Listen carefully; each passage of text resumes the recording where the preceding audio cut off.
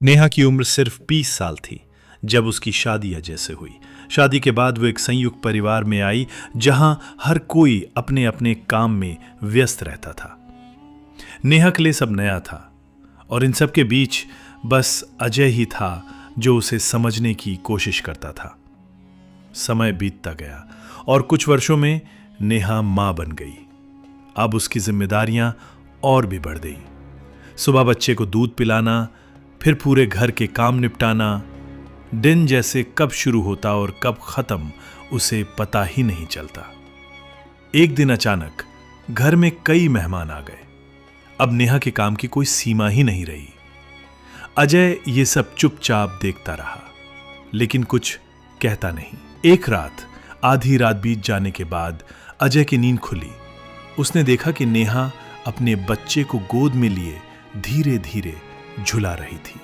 उसकी आंखों में साफ थकान दिख रही थी। अजय ने धीरे से कहा, नेहा तुम सो जाओ, आरव को मैं संभाल लूंगा। उस रात के बाद यह अजय की रोज की आदत बन गई। रात होते ही वो अपने बेटे को गोद में ले लेता और नेहा को सुला देता। एक रात अजय अपने बेटे को गोद में लिए घर में टहल रहा था। तभी उसकी मां ने देख लिया। उन्होंने हैरानी से पूछा, अरे अजय, तू आधी रात को बच्चे को टहला रहा है, बहू कहाँ है? अजय मुस्कुराया और बोला, मां, नेहा सो रही है। मां थोड़ी नाराज हुई। उसे कहो उठे और बच्चे को चुप कराए, तुझे सुबह ऑफिस भी जाना है। अजय शांत स्वर में बोला, कोई बात नहीं मां, उसे सोने दो, मैं संभाल लूंगा।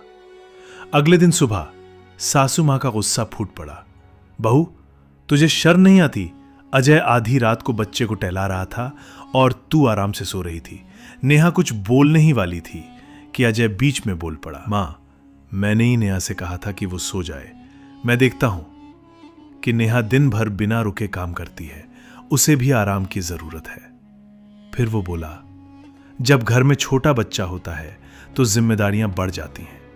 मां, अगर हम ही उसे समझने की कोशिश नहीं करेंगे तो कौन करेगा? नेहा इस घर में मेरे साथ है और मैं हमेशा उसका साथ दूंगा। अजय की बातें सुनकर नेहा की आंखों में आंसू आ गए, लेकिन इस बार ये आंसू